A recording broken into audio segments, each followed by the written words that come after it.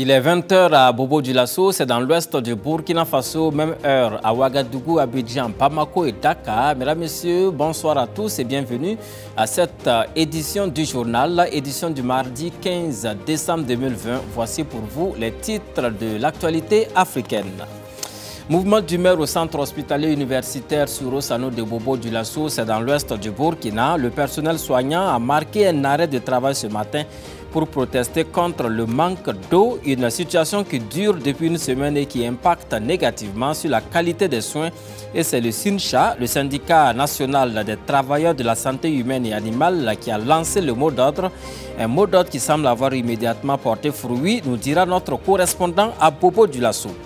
Et puis en Côte d'Ivoire, seulement 24 heures après avoir prêté serment sur la Constitution, le président réélu Alassane Ouattara forme son gouvernement et il tient parole en ce qui concerne la création des ministères de la Réconciliation. Le portefeuille nouveau est d'ailleurs occupé par le candidat malheureux à la présidentielle, Kwadjo Konan Bertin, affectueusement appelé Kakabe. Au Nigeria, Aboubacar Shekau de Boko Haram revendique l'enlèvement des centaines de lycéens à Kankara. C'était dans la nuit du vendredi à samedi dernier, dans leur pensionnat à Kankara, dans le nord-ouest du pays, par une centaine d'hommes armés à moto. La revendication de cette attaque par Aboubacar Shekau, diffusée ce mardi 15 décembre 2020 dans un message vocal, marque un tournant dans l'expansion du groupe djihadiste. Voilà, mesdames, messieurs, pour les titres de ce 20 h. Une fois encore, bonsoir à tous et merci d'avoir choisi LCA Télévision pour l'information africaine. L'information africaine qui nous conduit d'abord en Guinée avec la prestation de serment du président Alpha Condé. De nombreux chefs d'État du continent, dont Roch-Marc Christian Kaboré du Burkina Faso, ont participé ce jour au palais Mohamed VI de Conakry à la cérémonie solennelle de prestation de serment du président Alpha Condé, élu à l'issue du scrutin du 28 octobre 2020 avec un taux de 59,50%. Alpha Condé place son nouveau mandat d'une durée de 6 ans sous les signes de la reconversion des mentalités et du renouveau de la Guinée. Je suis le président de tous les Guinéens, a-t-il déclaré, promettant que personne ni aucune partie de la Guinée ne sera oubliée sur le chemin du développement et assurant mesurer le poids des exigences et des responsabilités. Alpha Condé sera officiellement installé le 21 décembre 2020 dans le palais présidentiel à Conakry, en Guinée. En Côte d'Ivoire, le président Alassane Ouattara, lui, a une longueur d'avance d'une journée sur son homologue guinéen. Le président ivoirien investi hier lundi a déjà remanié son gouvernement comme pour tenir parole. Le tout nouveau ministère de la Réconciliation nationale annoncé hier lundi 14 décembre 2020 à son locataire. Il s'agit de Kwadjo Konan Bertin, plus connu sous les initiales de Kakabe. Candidat lors de la dernière présidentielle face à Alassane Ouattara, Kakabe avait obtenu 1,66% des voix. Autre annonce ce mardi, la restauration du ministère de l'Intérieur qui avait été scindé en 2 portefeuilles, sécurité et administration du territoire. Le ministère de l'Intérieur revient donc à l'ex-ministre de la Sécurité, Vagondo Djomandé. Au Burkina Faso, le coordinateur entrant du SILS, le comité inter-État de lutte contre la sécheresse dans le Sahel, Aboubacar Diar, par ailleurs ministre tchadien de l'Agriculture, a rendu une visite de courtoisie au Premier ministre Christophe Joseph-Marie Dabiré ce mardi 15 décembre 2020. Présente à Ouagadougou pour l'installation officielle du secrétaire exécutif entrant du SILS, Abdoulaye Diar est allé rendre la politesse au chef du gouvernement burkinabé. Je vous propose de l'écouter à sa sortie d'audience au micro de Achille Ouedraogo, Faïsetou Sangaré et Faridatou Kabouré. Je suis venu pour installer le secrétaire exécutif du SILS entrant et son adjoint, qui sont nommés lors des conférences des chefs d'État et de gouvernement le 20 juillet par visioconférence et dirigée par le président Roch-Marc Christian Kaboré par visioconférence. Donc effectivement ma solution c'est de venir installer le nouveau cadre et leur prodiguer quand même un certain nombre de conseils et remercier très sincèrement l'équipe sortante.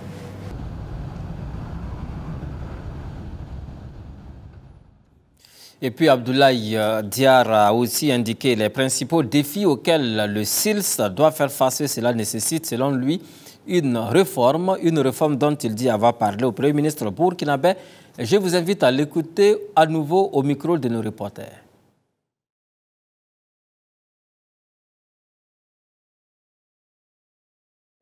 L'institution connaît beaucoup de problèmes, des problèmes institutionnels d'ordre. Il faudrait faire une réforme assez profonde. Et cette réforme a été entamée par mon collègue, le ministre coordinateur sortant, la première partie. Et la seconde partie nous attend et l'équipe entrant va prendre le relais afin qu'il puisse quand même entamer cette réforme aussi entendue que par nous, les ministres, et par nos pères chefs d'État.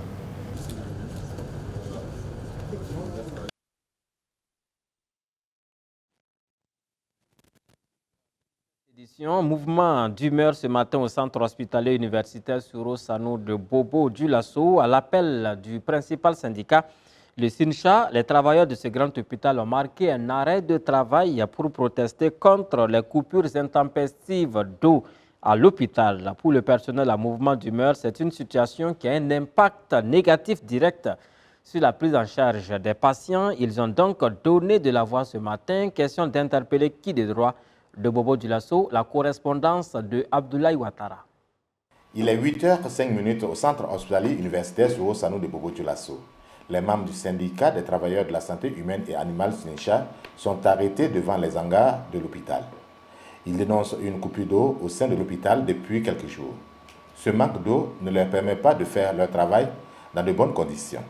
Selon le secrétaire général du SYNCHA, c'est inadmissible qu'il y ait manque d'eau dans ce grand centre hospitalier. Ce matin, nous sommes sortis, c'est pour dénoncer une situation liée à la coupure d'eau au niveau de l'hôpital Suro Sanou. Nous trouvons cela inadmissible que dans un centre de santé, fût-il en tout cas un grand hôpital de référence du pays, le deuxième, qui vienne à manquer de l'eau pour faire les soins. Et nous avons pensé que cette situation perdure depuis plus d'une semaine et que nous ne pouvons pas continuer à être complices de cette situation. Sans eau, on ne peut pas parler de santé.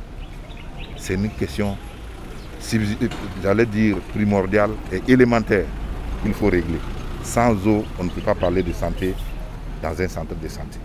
Et alors nous avions décidé tout simplement d'arrêter le travail. Mais depuis hier soir, effectivement, on a constaté qu'il y avait une desserte en eau dans les services. Ce qui ne peut pas, effectivement, on ne serait pas compris si aujourd'hui on arrêtait le travail. C'est pour cela que nous avons tenu à dire que d'ores et déjà, s'il arrivait qu'il y ait une coupure dans un service donné, effectivement, en tout cas notre syndicat était partant pour que effectivement, le travail soit arrêté au niveau de ces services. Ce problème existe depuis longtemps au centre hospitalier universitaire Suro Sanou de Bobo-Dioulasso. C'est pourquoi le SYNCHA interpelle les autorités de l'hôpital afin qu'elles prennent les précautions nécessaires pour pallier à ce problème. Ce n'est pas la première fois qu'on assiste à des coupures d'eau.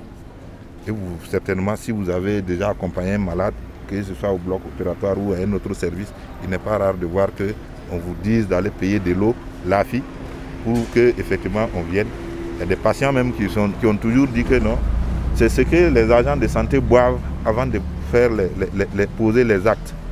Alors, c'est un problème qui a été posé depuis longtemps. À un certain moment, la direction a dit que c'était les installations. Ensuite, on s'est rendu compte qu'il fallait équiper les services de polytanks. Aujourd'hui, comme je l'ai dit, nous sommes des praticiens, nous attendons le matériel pour poser les actes. Et quand ça vient à manquer, on donne de la voix. Mais à la grande surprise des travailleurs, la desserte en eau a commencé la veille. Les agents de santé de l'hôpital Suro Sanou ont repris le service, mais disent rester sur leur garde. Car si une telle situation refait surface, ils seront obligés d'arrêter le service. Contacté, la direction générale du centre hospitalier universitaire Suro Sanou de Bobo-Dioulasso n'a pas voulu se prononcer sur la question. Au Nigeria, dans la nuit du vendredi à samedi, plusieurs centaines de lycéens ont été kidnappés dans leur pensionnat à Kankara par une centaine d'hommes armés à moto. Cette attaque survenue dans l'état de Katsina, au nord-ouest du pays, a d'abord été attribuée aux bandits qui opèrent dans cette zone habituellement. La revendication de cette attaque par Aboubakar Shekau, leader de Boko Haram, diffusée dans la matinée de ce mardi 15 décembre 2020, dans un message vocal, marque un tournant dans l'expansion du groupe djihadiste. Selon le gouverneur de l'État, les autorités seraient en discussion avec les ravisseurs. Le gouvernement nigérian estime à 333 le nombre de lycéens kidnappés, mais il pourrait être plus de 500 actuellement entre les mains des djihadistes, selon certaines sources très crédibles. Et puis la Somalie annonce la rupture de ses relations diplomatiques avec le Kenya. Les diplomates somaliens en poste au Kenya ont 7 jours pour rentrer chez eux. Même chose pour les diplomates kenyans présents en Somalie. Depuis plusieurs mois, la tension est très vive entre les deux pays voisins. Mogadiscio accuse Nairobi d'ingérence. La visite officielle du président de la région du Somaliland, arrivée ce lundi 14 décembre au Kenya, a mis le feu aux poudres. Le Somaliland est une région autoproclamée indépendante, mais considérée comme faisant partie à part entière de la Somalie par Mogadiscio. Cette visite officielle dure 3 jours durant lesquels il est question d'une présence diplomatique du Kenya à Hargeisa, la capitale du Somaliland. Retour au Burkina Faso pour parler de cette affaire dite SECRAB, une affaire dans laquelle Roch Armel Bakiono, le patron de ce cabinet basé à Ouagadougou, a été arrêté et mis sous mandat de dépôt depuis une semaine maintenant. Et ce sont ses proches collaborateurs, les SECRABiens, comme ils se font appeler, qui, face à la presse hier lundi, ont dénoncé un complot ourdi contre leur patron. Ils ont surtout profité pour parler du SECRABisme en entendant la première comparution de leur patron prévue dans 3 jours, soit le 18 décembre prochain. Les détails avec Amadou Diko. La poursuite judiciaire contre Roch Armel Bakiono, patron du cabinet SECRAB, et les dessous de cette affaire controversée sur les réseaux sociaux sont entre autres sujets abordés au cours de cette conférence de presse. Mais les animateurs en ont surtout profité pour éclairer la religion de l'opinion sur les fondements du SECRABisme. Il y a un fond, ça veut dire que les gens n'arrivent pas à s'approprier le SECRABisme. C'est quoi? Est-ce une secte? Est-ce une spiritualité? Est-ce une religion? Il y a tout un flou autour de ça. Qu'est-ce que même on fait au cabinet SECRAB? Est-ce qu'on n'est pas en train de proposer des forfaits magiques aux gens en contre de l'argent? Peut-être même les gens ont cette idée aussi. Donc quand même, il faut clarifier pour dire qu'être SECRABien ne veut être analysé, se purifier, se réfugier, prier et autres, ne veut pas dire que mettre t'a donné un portefeuille magique pour réussir. Pas du tout. De toute façon, il y a des publications, il y a déjà même des trucs, des encadrés que nous avons insérés dans le texte que vous pourrez voir. Ça, ce n'est que des exemples. Ceux qui veulent encore apprendre davantage, savoir que nous appuyons nos propos avec des exemples palpables, qu'ils aillent sur la page Facebook du cabinet SECRAB. Tout y est écrit. Quant à l'affaire Roch Armel Bakiono, Gaussou Nebié parle de manœuvres orchestrées par certains collaborateurs qui essayent de nuire à la réputation de leur patron. Mais les conférenciers disent s'en tenir à toute décision de la justice. Ce n'est pas pour la première fois que vous entendez parler de ce maître. C'est un personnage très controversé. Parce qu'il y a ceux-là qui passent leur temps à parler de lui en mal, mais dans le même temps, il y a ceux aussi qui le suivent et qui le croient en lui. Donc, c'est sans doute un personnage très controversé. Nous pensons que nous croyons en la justice et nous croyons que le droit sera dit et que le droit est fait pour nous tous. De toute façon, ce n'est pas à nous de nous mettre à la place de qui que ce soit, parce que nous savons que nous sommes SECRABiens, nous sommes chrétiens, nous sommes musulmans, nous sommes des féticheurs, des wakmans et autres, mais tout de même, ce qui nous unit, c'est la liberté, c'est le droit, c'est la justice. Accusé par un collectif de 103 plaignants de faits d'escroquerie aggravée et de menaces sous condition, Roch Armel Bakiono, fondateur du cabinet SECRAB, a été arrêté le mercredi 8 décembre 2020 et déposé à la maison d'arrêt et de correction de Ouagadougou. Sa deuxième comparution devant le juge est prévue le 18 décembre 2020.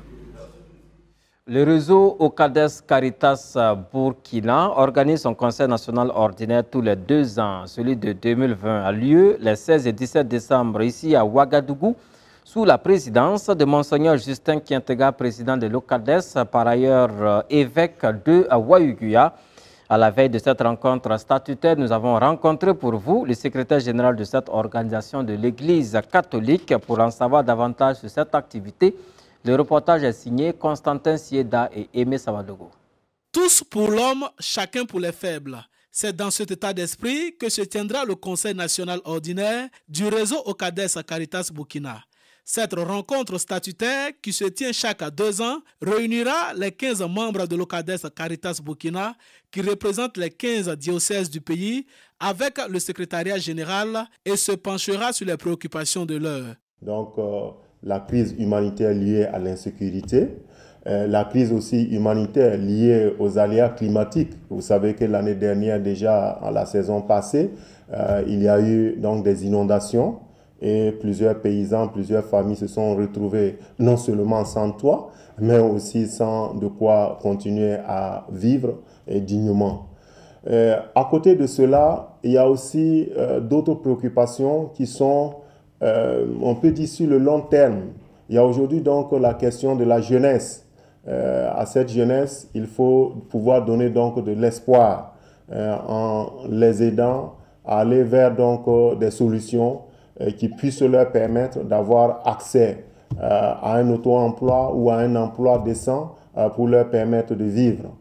Vous savez aussi que les femmes ont été toujours au centre des actions donc, de l'OCADES Caritas Burkina. Donc c'est toujours un défi pour nous de pouvoir aider les femmes. Ainsi, durant 48 heures, les évêques et autres responsables des différents diocèses du Burkina vont échanger autour des questions de la vie associative et dégager des orientations pour les actions à venir. Nous aurons donc des textes d'orientation sur lesquels les membres devront se prononcer. Je voudrais citer par exemple la question donc de l'amélioration de la communication interne et externe à travers une politique qui sied donc au niveau donc de notre réseau. Je voudrais aussi parler donc de la question environnementale. Je voudrais parler aussi de la question de l'eau, de l'hygiène et de l'assainissement, qui est forcément en lien avec la question environnementale. Donc, par rapport à toutes ces questions fondamentales, donc notre réseau va se doter de politiques d'orientation pour les années à venir. OCADES Caritas Burkina a été créé par l'Église catholique au Burkina en 1998 pour répondre aux besoins de la population en l'accompagnant vers sa propre promotion. À Madagascar, pour terminer, une étude scientifique menée durant 9 mois par l'Institut Pasteur et le ministère de la Santé laisse penser que 40% de la population aurait été en contact avec le virus du Covid-19, un chiffre très important pour le pays et qui sonne comme un coup de tonnerre pour la grande île. L'étude dite de séroprévalence chez les donneurs de sang malgaches a démarré en mars 2020, date du premier cas confirmé de coronavirus sur l'île. L'Institut Pasteur avec le ministère de la Santé a analysé près de 8000 échantillons de sang provenant de 5 centres de transfusion sanguine. Ces centres sont situés dans les plus grosses villes du pays. Le but est de comprendre l'importance de la diffusion de l'épidémie au sein de la population afin d'adapter au mieux les réponses en termes de santé publique. L'étude est actuellement soumise à publication dans une revue scientifique internationale. Voilà, mesdames, messieurs, c'est tout pour ces 20 heures. Merci à toutes et à tous de nous avoir suivis. Excellente suite de programmes sur les antennes de LCA Télévision. Au revoir.